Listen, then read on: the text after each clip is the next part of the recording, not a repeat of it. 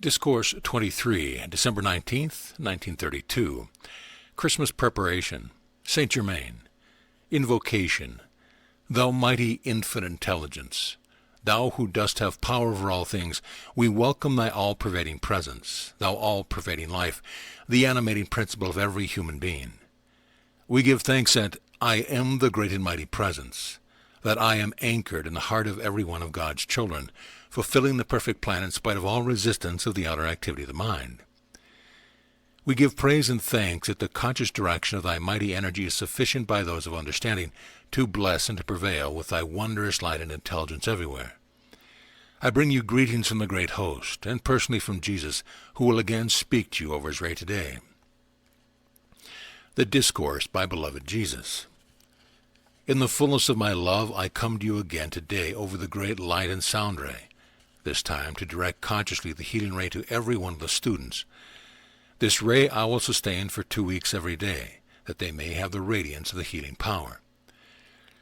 In my ministry to mankind among the hills of Judea, I stirred the latent memory within the inner record of mankind, and its work is still going on today.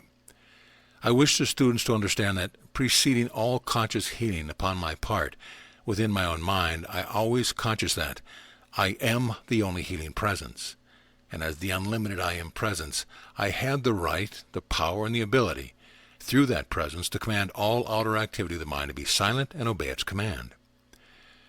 Thus, when I spoke to individuals, I spoke with that authority, the I am presence, which I recognize as the only intelligence and power acting, or that could act.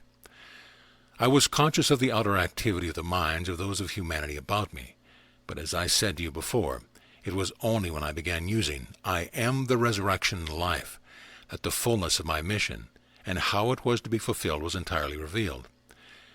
This is the particular point I wish to stress with the students today, that within each of them is the same mighty I am presence, which I used to accomplish the perfection of that mighty presence. This seemed to humanity at that time the performance of miracles. However, I assure you, it was but consciously setting into action and use cosmic laws that are ever about you, to be set into activity through conscious direction. The mistake that students make, and which delays their achievement, is in feeling that they are acting a falsehood in declaring the perfection that they do not yet see manifest in their appearance or activity. I tell you sincerely from my own experience that we must acknowledge the one presence, intelligence, and power, then claim it as our own in every thought and activity. It is the only way this mighty perfection can be brought into the outer appearance and fullness of your use, because that perfection has not yet appeared, seemingly, should not deter you from applying and claiming perfection as your own. For anyone with average intelligence has but to stop and think that the energy, the life principle which he is using, is God, the mighty I am presence. Therefore its presence, power, and energy is always self-sustaining. In the claiming of this mighty presence and activity, you consciously set it into action in your life, home, world, and affairs. Today, as in the time of my attainment, the financial struggles seem to be most wane, and yet within the reach of your consciousness, manipulation, and direction of the mighty energy, substance, and opulence about you, you have everything with which to draw to you that wondrous, omnipresent opulence of God. When you say I am, you are stirring that into action to fulfill your conscious demand.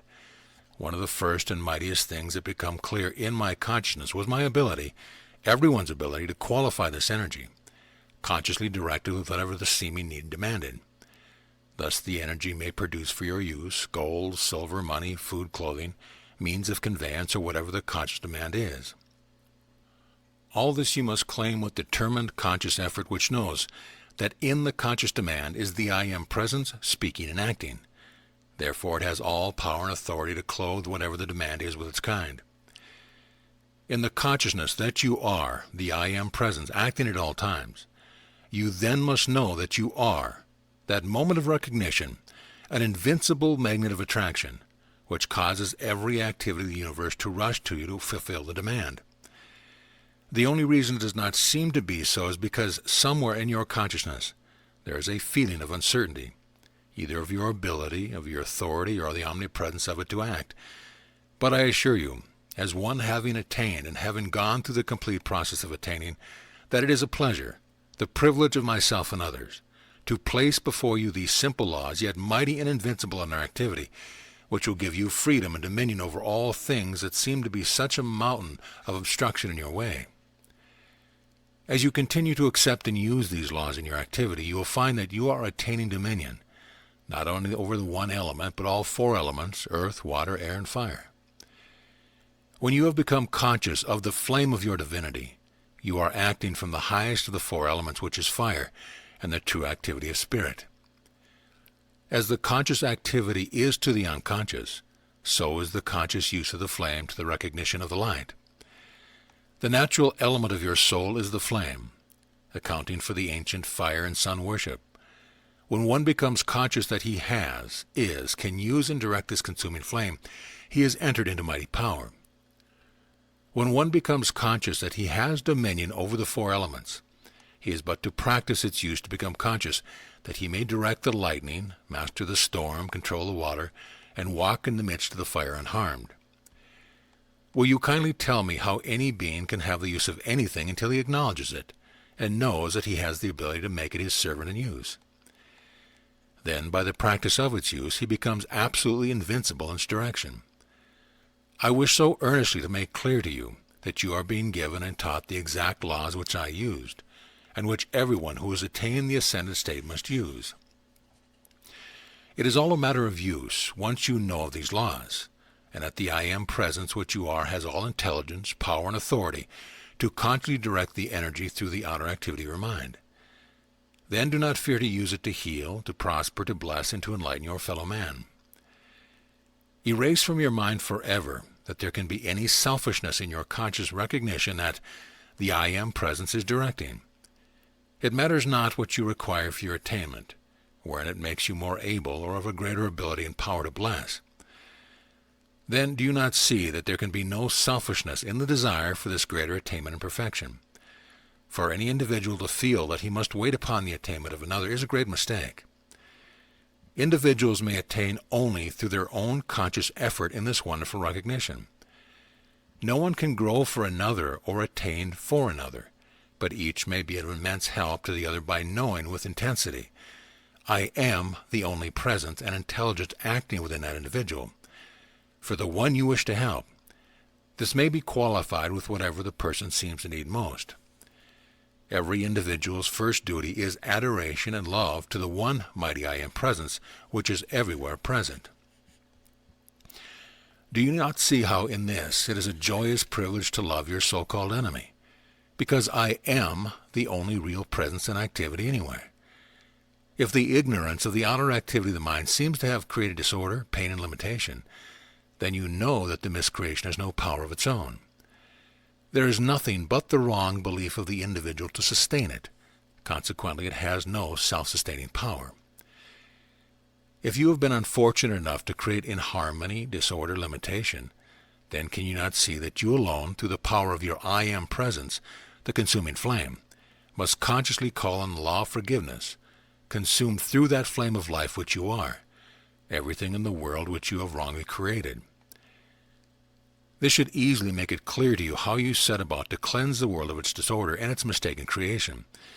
Then you stand forth, clothed with the sun, the light of eternal life, youth, beauty, and opulence, holding within your hand for instant use the scepter of power of the I Am Presence which you are.